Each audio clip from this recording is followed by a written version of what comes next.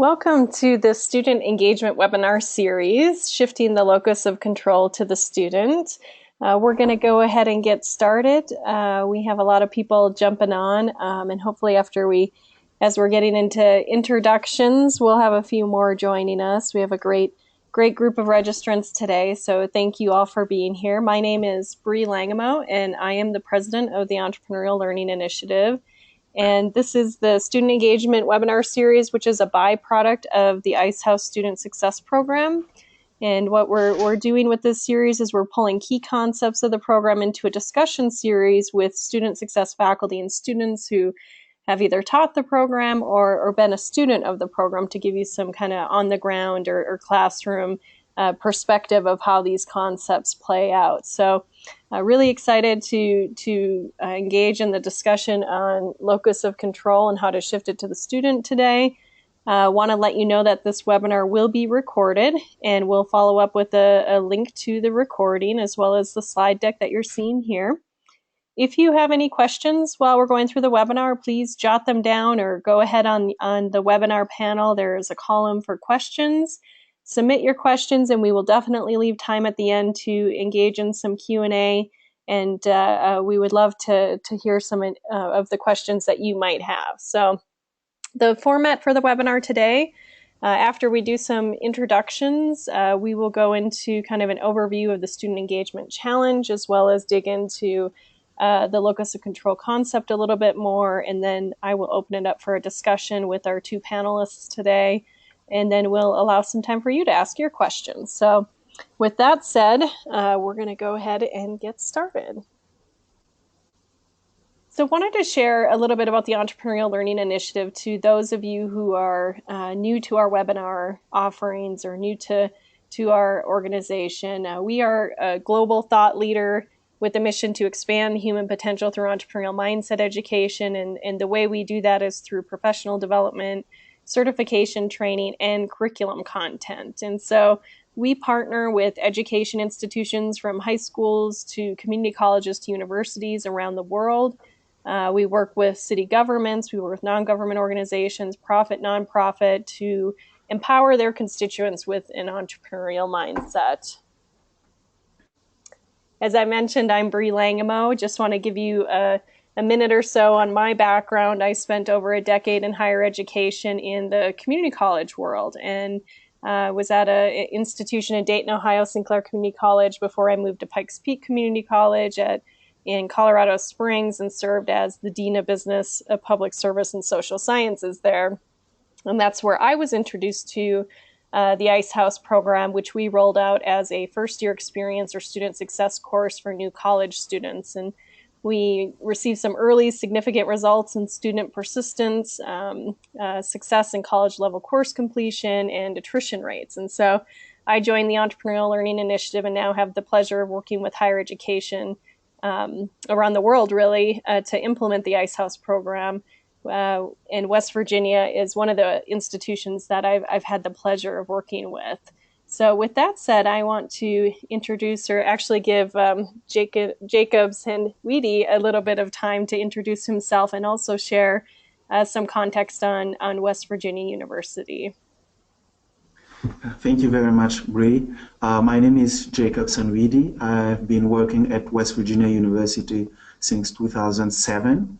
I was also a student here, and since 2012, I've been working to support undergraduate student success at WVU, teaching the first year seminar and coordinating programs and events to help first year students and other undergraduate students be successful. And a few days ago, I started working now for graduate education and life, still at West Virginia University. And West Virginia University is a public land-grant university in the state of West Virginia, and we have about 30,000 students here at WVU, and we have been classified as the highest research activity university by the Carnegie Foundation. And if you have any other questions about West Virginia University, please let me know. I'll be happy to answer them. Thank you, Jacob. And then we also have an Ice House student, Ted Filippi. Ted, would you like to introduce yourself? Sure. I'm Ted Philippi. I'm going to be a sophomore at West Virginia University this coming year. I am double majoring. I have a major in acting and psychology, and I'm double minoring as of recently. I'm going to minor in Italian and sociology. Great, thank you, Ted. And for those listening in, Jacob was certified as an Ice House facilitator at one of our trainings, I think last November at Notre Dame Yes. College. Is that right, Jacob? Yes, that's correct. And was part of a pilot, an Ice House pilot with about 450 students at WVU this spring semester. And Ted had the pleasure of being one of his students. Yes. Okay, great. So I want to kick off with just addressing the challenge that we see before us. Gallup reports that 87% of employees across the world are not engaged in their work. And when you break that down, we see 24% are actively disengaged, working against the mission of their organization. 63% are not engaged. And then this very small minority of 13% are actually engaged in the work that they do. And those are hyper engaged entrepreneurial people working to solve problems that they care about. If you think about flipping these numbers, we really have a vast reservoir of human capital and human potential at our disposal. So a lot of the work that the Entrepreneurial Learning Initiative is working to address is this engagement challenge. But what we know is that the engagement challenge starts long before graduates enter the workforce or even enter college. This is what Gallup calls the student engagement cliff. Starting in elementary school, you can see the drop off by about 35% by the time students reach high school. A significant drop in student engagement, and it's really no wonder that the student engagement challenge starting in the first semester of college is there.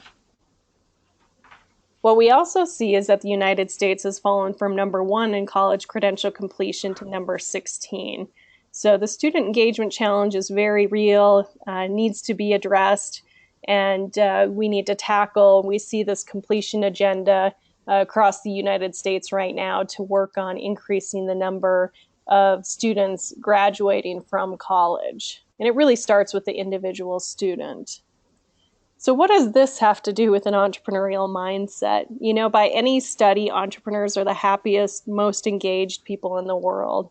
And really, there's much students can learn from entrepreneurs that will enable them to develop the attitudes, behaviors, and skills needed to succeed in college and in life. Now, our founder, Gary Schoniger, was funded through the Cisco Entrepreneur Institute to interview entrepreneurs and really look at what is this mindset that enables them to be successful. And after interviewing hundreds of entrepreneurs, by a chance interview, he came across Clifton Talbert, who is his co-author to the book Who Owns the Ice House? 8 Life Lessons of an Unlikely Entrepreneur. And when he met Cliff, and Cliff is the founder of Stairmaster, so he's an entrepreneur in his own right, he started digging into what is it about his mindset that enabled him to succeed. And he really shared the story of his Uncle Cleve in the 1950s Mississippi Delta, where he owned a successful ice house business and really kind of solved the problem of there was no refrigeration and people needed ice. And Gary started looking at what was the mindset of Uncle Cleve during that time with great adversity before him that enabled him to succeed or set him apart. And really the same story from all of the other unlikely real world entrepreneurs that he had interviewed started to evolve into these 8 life lessons. And he really found that, you know, what sets entrepreneurs apart is their mindset and the underlying beliefs and assumptions that influence their behavior. Now, part of this mindset is based on locus of control, the focus of our conversation today. And then, of course, there's many other components to this mindset. We're going to focus on one component today. as I mentioned, from Who Owns the Ice House in the book, evolved the Ice House Student Success Program, which digs into these 8 life lessons and concepts from really a social and behavioral sciences perspective. So this isn't your typical business course or creating a business plan. It's really focused on what is the mindset and what can students learn from this mindset that will help engage them in their academics. What you see here is the 8 life lessons, starting with really what the core is the power of choice, and locus of control being one component of that. The entrepreneurial mindset also recognizes opportunities and sees problems as opportunities, taking ideas to action, the pursuit of knowledge to achieve our goals, being resourceful and reliable, creating a community of positive influence, and then the power of persistence. So today we're really focusing on the core, the power of choice, as we have for the entire student engagement webinar series, and we're going to dig into one concept there. If you were on our first webinar that we offered, I think maybe a month ago now, we really focused on the power of vision and the why. What's the compelling vision? Entrepreneurs often have a compelling vision that leads them to be self-directed, critical learners, in order to achieve their goals in pursuit of this compelling vision. But today, we're going to focus on the middle section, the means, the how, which is really adopting this mindset in order to achieve the compelling vision. And then the daily actions are, what actions have to take in order to achieve the vision. And sometimes those can be mundane. But when you have a compelling goal at the end, it's much easier to engage in and accomplish those daily actions in order to achieve it. So we're going to be focusing on the middle part here. Swiss psychiatrist C.J. Young is explaining here that although things may happen to us, these events do not have to determine our lives or our futures. Instead, we each have the power to choose to discover our potential and choose who we become. And locus of control is an aspect of our mindset that influences our choices and ultimately shapes the outcomes of our lives. So what is it that we mean by locus of control? We often hear this term, and there's a lot of uncertainty around it. And what is the difference between external and internal? We're going to dig into that a little bit right now. So the term locus refers to a location, a center, or a source. And here the term locus of control refers to the source of our control, the center from which our lives are controlled. And when you have an obstacle in your life, do you believe that you have control over the outcome, or alternatively, do you believe that your fate is at the mercy of outside forces? And if you generally believe that you cannot control what happens in your life and outside people or factors are really to blame, then you tend to have an external locus of control. So let's dig into external a little bit. An external locus of control tends to believe that external factors such as luck, fate, circumstances, or the powerful others determine the outcome of their lives. And for those with an external locus of control, life appears to be a lottery, and luck plays a major role in your life. If when you are faced with an obstacle, if you generally believe that you can affect the outcome or the outcomes in your life, then you tend to have an internal locus of control. And those with an internal locus of control tend to believe that they're responsible for their own outcomes. And those outcomes result primarily from their own beliefs, behaviors, and actions. And they really see themselves as the source of control. So just as those who react tend to operate from an external locus of control, those who exercise their ability to choose tend to operate from an internal locus of control. And rather than reacting to their circumstances or blaming others or blindly following the crowd, those who operate from an internal locus of control understand the connection between the choices they make and the results they get, between their actions and the outcomes. And they really tend to focus their time and attention on things they can change rather than on things they cannot control.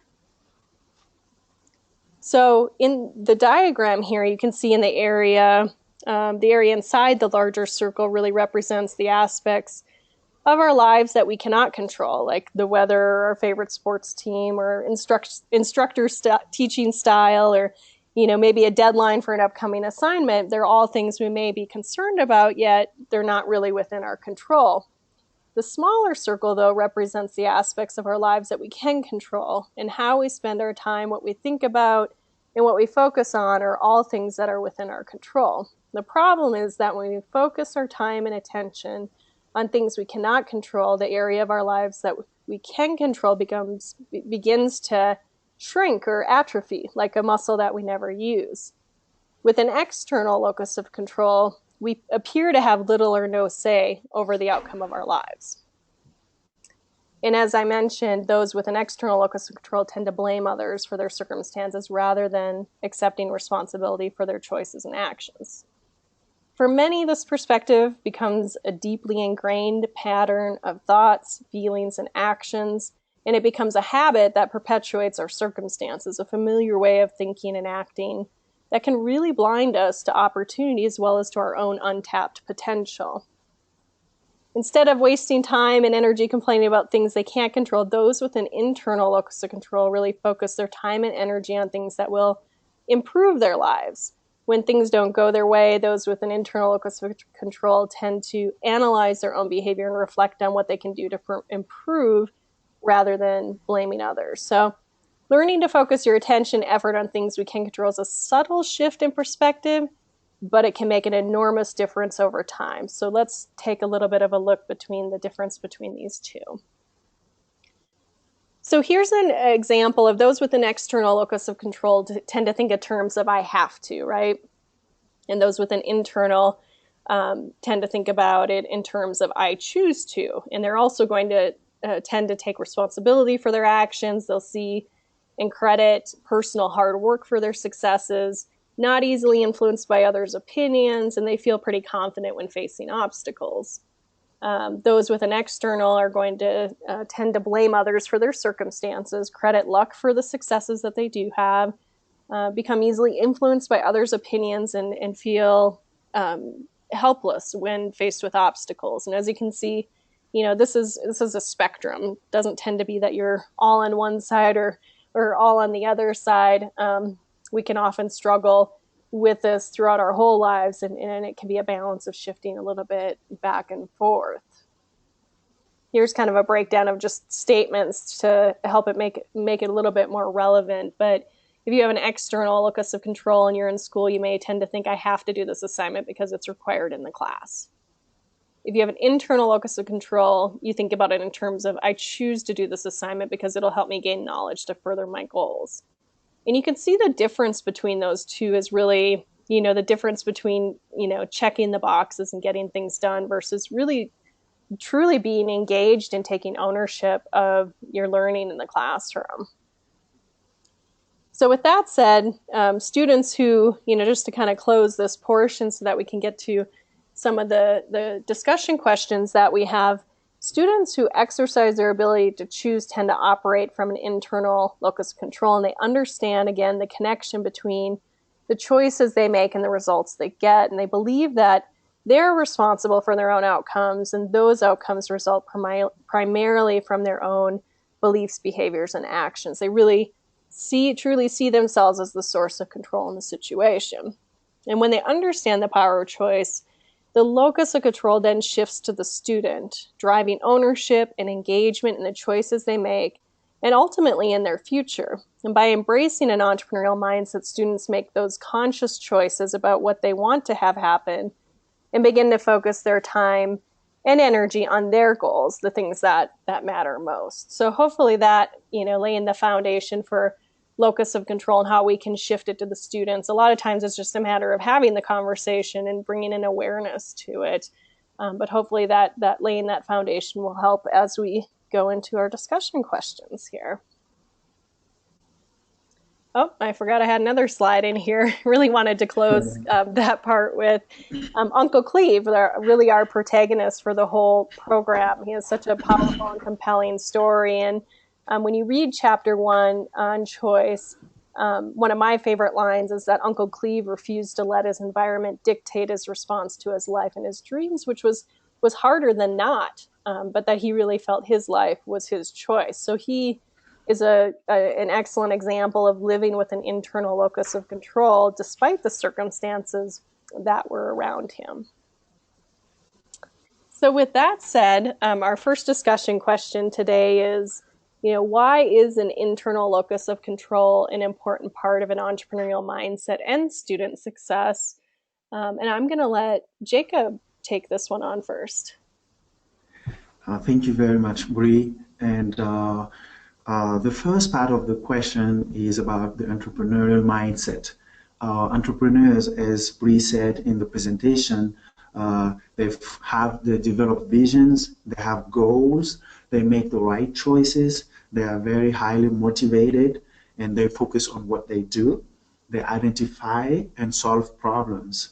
And so they have this internal locus of control. So they evolve in the same environment as everybody else, but they tend to be very successful in avoiding the roadblocks and achieving what they want to achieve in order to solve problems and make everybody else's lives better.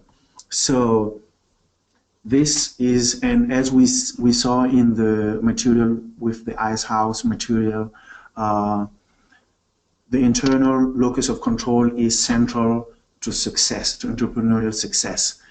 For students, it's the same thing. Internal locus of control is very important because students need to be very motivated in their studies. They need to make choices. They need to develop some sort of discipline, to have some sort of time management skills. They need to go to class.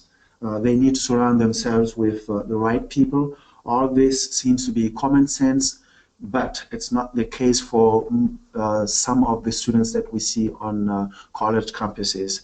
Most of them will tend to blame their roommate or professors or high school counselors, their parents, their girl or boyfriend, and or maybe their dog, their printer, for their or bad luck for the things that happen to them. They never tend to attribute their successes or their failures to themselves. So it is important for college students to start seeing themselves in the center of their universe so that they can find the ways to be successful by making the right choices. For example, on our campus, we have libraries, we have student success coaching, we have advisors, we have counseling centers, we have a lot of resources, free resources for students to use to be successful, but they tend not to use it unless they find themselves in a very tricky situation. And teaching or helping our students understand that they need to make the right choices to start with is key to their success.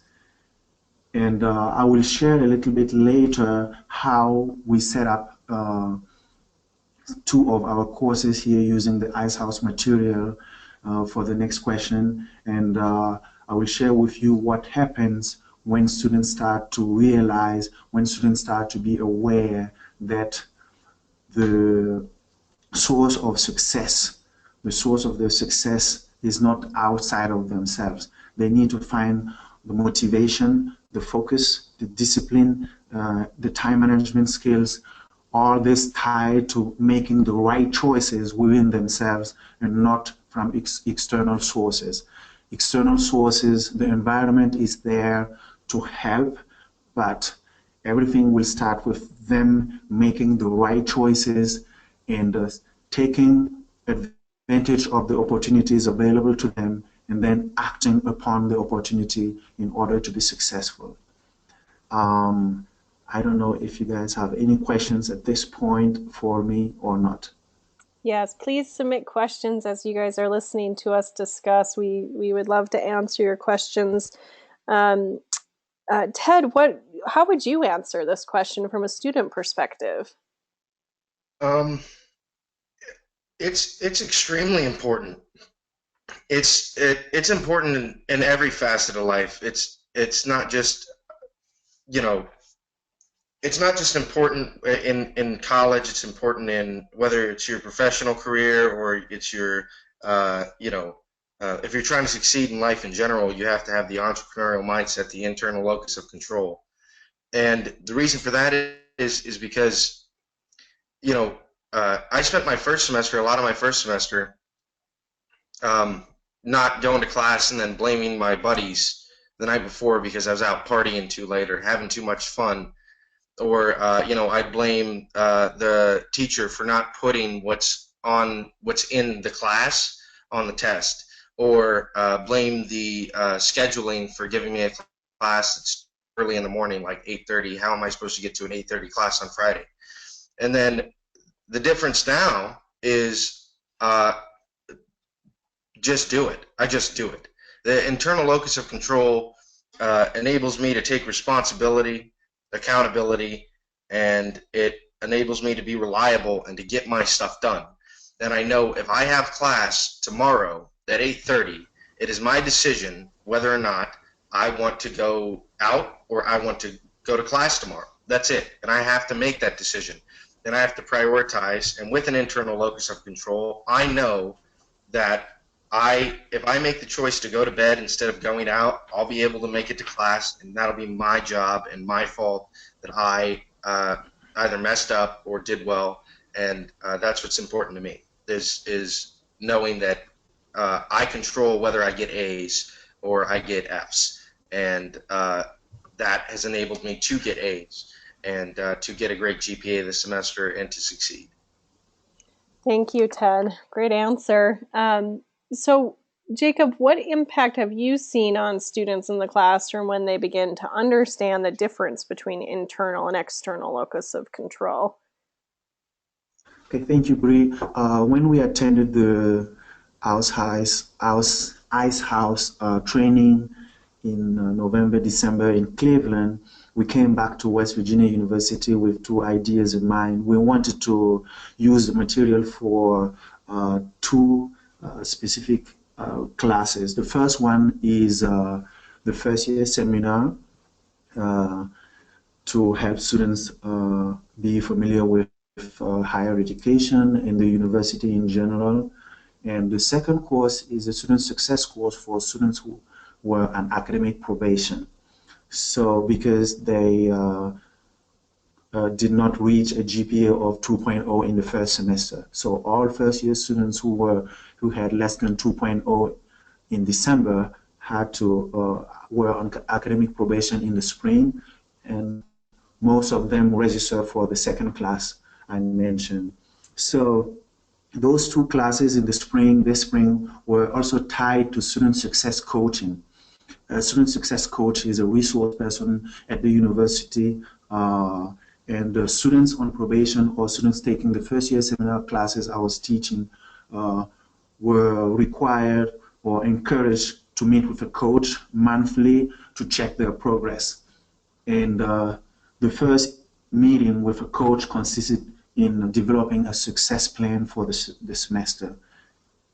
And with what we were teaching in the classroom and what the success coach was promoting during the coaching sessions, we were all using the resources from the Ice House materials. And in the classroom, we started realizing that, at least for most of the students, there was a shift in the behavior. For example, in the first year seminar class, this class was taught in past semester with a different material. And I do not remember that we addressed external versus internal locus of control, and we did not use the Ice House material. So when we started using the Ice House material, what students shared with me is that this class made sense to them. It applies to everyday life. It doesn't just apply to college life, but it applies to anything you will do in your life. If you have an internal locus of control, you'll be successful in what you undertake. So the first thing is that it was meaningful to students. The second thing, especially for students who were in the probation course, is that we started noticing that students developed some sort of an intrinsic motivation to come to class. They completed assignments. They participated more in class. They were more aware of their own situation. They tended to realize that no one placed them in the situation other than themselves. And then no one else can help them unless they decide to help themselves first. And I also enjoyed reading the reflections that they were completing in the for class assignments, because this is where I tend to see that they, their past failures, they took responsibility for their past failures, and they set goals for future success. And they tend to be very focused on results and outcomes of their own actions instead of blaming other people. And at the end of the semester, towards the end of the semester, I had some students approach me and share with me that this was a turning point in their lives, and they realized that being aware that everything evolves, that they do not need to react to circumstances, but respond in a meaningful way to circumstances around them, really help them be successful. So to summarize, in the classroom, students tend to participate more. They tend to come more to class, to complete assignments. They are more aware of their own situation, not blaming other people, but focusing on what they can achieve through their own motivation, and developing some sort of a intrinsic motivation also to be successful in college. They also tend to make the right choices in everyday life. For example, going out less and focusing more on their studies, and surrounding themselves with the right people, and also building a network of resources that they can use when there is a need. Because our university is a large university, and students can easily get lost here, but you need to develop a network of resources. It can be good friends, a contact person in a residence hall, a contact person in the advising office, a contact person within the faculty that you can go to if you have issues, and so on and so forth. I don't know if Teddy has something to add or not. Well, let me ask a quick follow-up question, Jacob, to that. Okay. So just kind of in conclusion, you saw an increase in student engagement in the classroom. Correct. Yes, students are more engaged. They participate more in classroom, and they like when we're using the Ice House material. We have small group discussions in the classroom, and it's very interesting to see what come up when they share the results of the discussion within the group, and they share their previous mindset about what made them fail in the first place in the first semester, and what are the resolution after we cover the Ice House material and talk about locus of control. Mm-hmm. And one thing we tend to see when the students do their personal vision statement or after going through some of the lessons is we've seen students say that this course helped them be successful in their other courses because the mindset that they were able to bring to their other academics. Did you see that as well? Yes, we have seen that. And as I said before, they see the material as making sense to them, not only in that specific classroom, but everywhere else, in everything they're doing in their lives. So the concept, the mindset, applies to everything you're doing in your life. It doesn't apply only to college life or success in the classroom, but to everyday life. Okay. Yes. Excellent. Ted, I'm going to turn this over to you, and you can follow up on some of Jacob's comments, or you can jump right into this discussion question on how is developing this internal locus of control impacted your academics. I'll follow up a bit on his. It it really it did help me. in all my other classes. It really did. And the success coaching that was a part of the required class materials was extremely helpful and important, and it was a good motivator. And they were all very good motivators. I want to thank you, Jacob, for being such a good, help. And my success coach was amazing, Anaya, and they were all very helpful and allowing me to, understand that my life, I'm in control of my life, and I get to decide, uh, what I want to do and what my grades will be, and it's only up to me. Um, I wanted to say about this question, moving on. I had a point 0.9 GPA my first semester in college. It's very bad, very, very bad. Because I kind of blamed everybody else, and I decided that I didn't really care, and I I skipped my senior year of high school. I only spent 3 years in high school. So when I came to college, I was very immature, and I was only 17 for the entire first semester, and that was a very bad Christmas because I was just upset. And I come into this semester and I start taking this ice house program, and I buy into it. I allowed it to, I allowed myself to take the values and have the book and the course instill the values into me. And I ended up with a 383 exactly this past semester, almost a 4.0. But the only thing that stopped me was my psych class. I got a B plus in it. I almost got an A. But I improved my academics substantially. I mean, almost 3 whole points.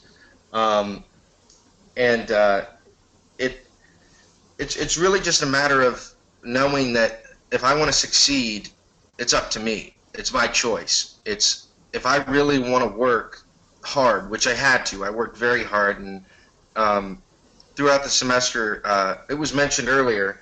Um, you know, about how students they may get asked, or I was asked, um, or do you attribute your success in college to you know your intelligence? Are you smart? Kids would ask me that, and I would say no. I don't think it's about that. I don't think it's about how intelligent you are at all. I think it's more about how hard you work and how much time and effort you put into it and what your mindset is. It's not about your aptitude or really, if you work as hard as you possibly can, if you put all your time and effort into it, there's a quote, when you want to succeed as hard as you want to breathe, you'll be successful. Uh, yeah, that's true. And I adopted that mindset, and because of that, I was able to excel in academics this semester, and um, I achieved a lot.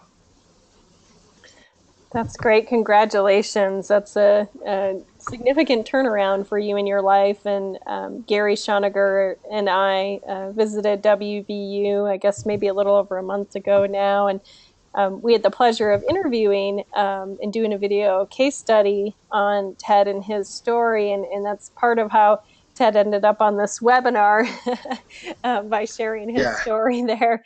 But for those of you listening in, we definitely will be taking Ted's video case study that we conducted a month ago and embedding components of it into the program, where we have Ice House entrepreneurs, kind of real world, unlikely entrepreneurial stories, but we also include students who've applied an entrepreneurial mindset. And your story, Ted, is such a great one. And so we're working right now to embed different, have you reinforce some of the concepts throughout the program with your voice. So if you guys are liking what you're hearing today, you can get more of Ted and Ice House student success. Yes, yes, you can. So great. We definitely have some time for questions now as well. I just want to, before I jump into the questions, Ted, Jacob, anything else that you want to contribute at this point, or we just jump into some questions we have here? Can I re-emphasize something real quick? Yeah. just one more thing. Just if there's one thing I could take out of this whole semester and the Ice House program, it's if you really want something and you really, really want it, you'll get it. You've got to work hard.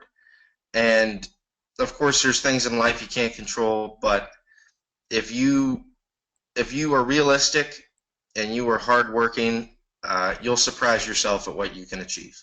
Mm-hmm. Great. That's awesome. Excellent. Jacob, do you have any other last thoughts?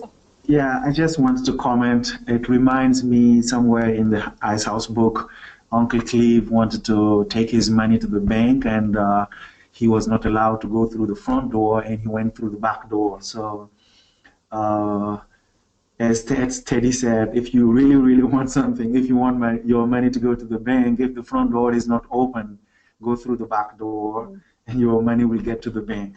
And I think it made such an impact here at WVU, and the Student Success Office has plans to expand and use resources and the material for upcoming semesters to help other students.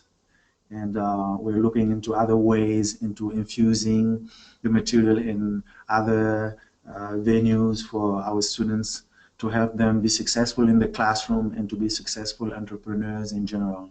So thank you, Jacob. That's right. It's awesome that Uncle Cleve will be impacting thousands of students at WVU next year. We couldn't be more thrilled with that. There's just so many lessons, from the book that he shares. And I think, when you look at Uncle Cleve, he didn't come from money, power, privilege, and he had a 6th grade education, so you can't attribute it to formal education either. What he really had was this mindset that we can all learn from, and it's powerful to hear from students who've been through the program and faculty like yourself who've taught it and seen the impact. So great to hear your perspective. I'm going to jump in here real quick, and it looks like we have a question. So the first question we have is, does ELI have a Gallup-like measure of the percentage of students who believe in external locus versus internal locus of control? That's a really interesting question. I don't know if Gallup has dug that deep into looking at locus of control. I do know, and I'll probably follow up with an email. I can follow up with an email with a link to an article. They have a great article on hope being a better indicator of student success than GPA, ACT, or SAT. And so they start digging into different components of what does that mean. Hope is more than an emotion. It's really when you have a compelling vision that you're working towards, or you can see a future in front of you. And when students have that measure of hope, it is more likely to help them succeed than any level of intellect, as Ted was referring to. But let me see what I can't dig up there. I've not seen a percentage breakdown. And then we have another question here: is the internal locus of control driven by one's personal vocabulary, using I or me rather than they or them, accountability and transparency being or becoming authentic with one's true self? Oh, that's really interesting. And I think Ted, what you're trying to say here is just, is the vernacular, can the vernacular be attributed to one's own sense of an external or internal locus of control? And yes, yeah, can I jump in on this? Yeah, absolutely. Yeah, that's a marvelous question. It's really good. Yes, it really can. It really is on the most basic and simplistic, but easiest to understand level. Let's just say that is it's the difference between when you put someone at fault for your success or your failure, whether you say they, them, or me. the vocabulary you use, is that's the question, correct? Did I Yes, interpret yes. that correct? Yep. Yeah, that's really it. That is it. I am the reason I got an F in this class, or I am the reason I got an A. That can be the exact same as they're the reason I got an A, or they're the reason that I got an F. You can say that, Hmm. but it's just as unhealthy to say they're the reason I succeeded as they're the reason I failed. And it's more about taking responsibility for not only all your successes but all your failures, and saying that I'm the reason that I am where I am today, and I'm going to be the reason that I end up where I end up in life. Excellent. Yeah, I think you're spot on. Jacob, do you have anything to offer to that question?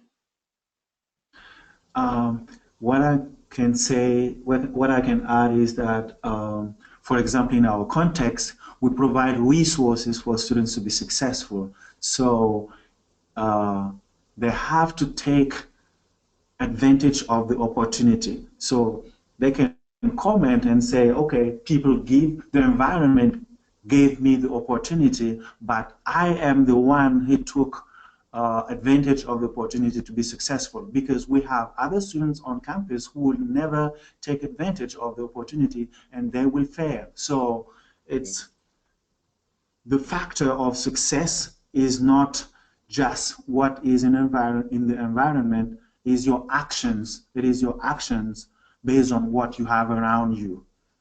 So yeah, thank you. Yeah, absolutely. We often say that, an entrepreneurial mindset is the ability to recognize opportunities where others see none, and Yeah. it's true, or they see them not as opportunities but as problems. It's a subtle shift in perspective that changes everything. So, great question. We have another question here.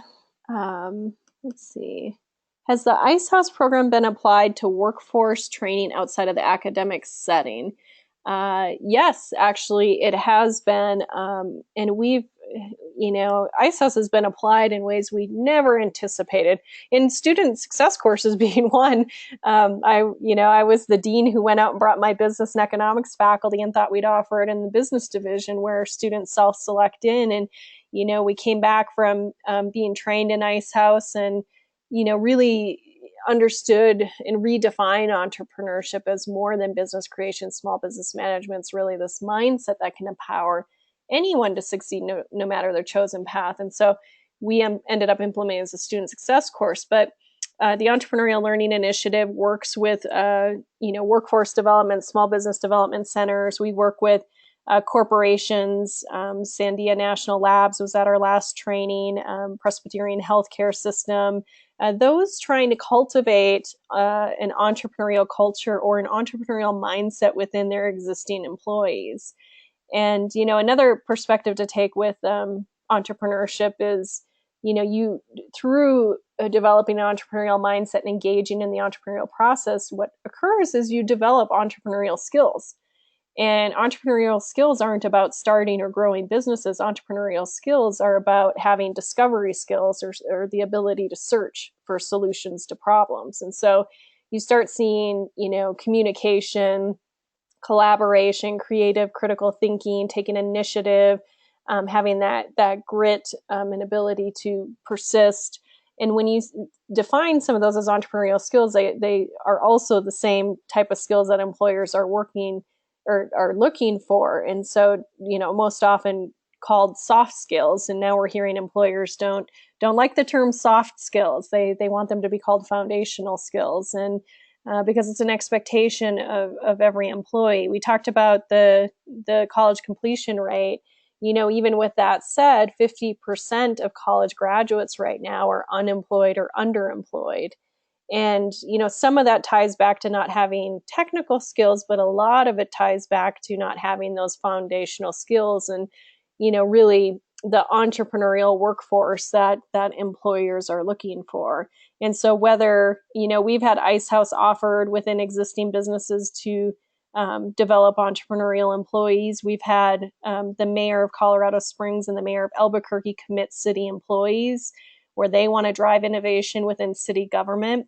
And we have some great case studies on our website under resources where, the mayor of Albuquerque, who did a pilot of 100 city employees, was so impactful. He's now committed to putting 2,500 city employees through the program to really drive that entrepreneurial culture. And their goal is to unleash human potential to transform their city in the way it works. And so, like I said, we've had Ice House has been offered in ways we never anticipated. We're looking for, new creative applications of it as well. We do have 3 different programs. We have Ice House Student Success, we have Ice House Entrepreneurship Program, an academic edition, and a small business edition, which is also can be applied towards aspiring entrepreneurs or small business owners as well. So thanks for that question, and happy to do any follow-up answers to that if you have additional questions from that. So do we have any other questions coming in here? I'm going to go through a couple more slides and then I'll return back to the questions box just in case a few more pop up. I wanted to let you know we have another webinar coming up in July, on July 19th, focused on the self-directed learner and creating on the spectrum of dependent to independent learners. We want to get to the independent learners who take ownership of their learning and who are in pursuit of knowledge and learning to achieve their own goals, versus the dependent learner who focuses on an authority figure in the classroom to tell them what to do. So that's going to be a great webinar on July 19th. If you're interested in just understanding Ice House Student Success as a program, and you look on our website at this address, I will be doing a product demo of the program towards the end of June. I think June 28th is the date. And so then we really get into digging into how the program works and showing you what it looks like within the course shell. So I would welcome you joining us for that as well.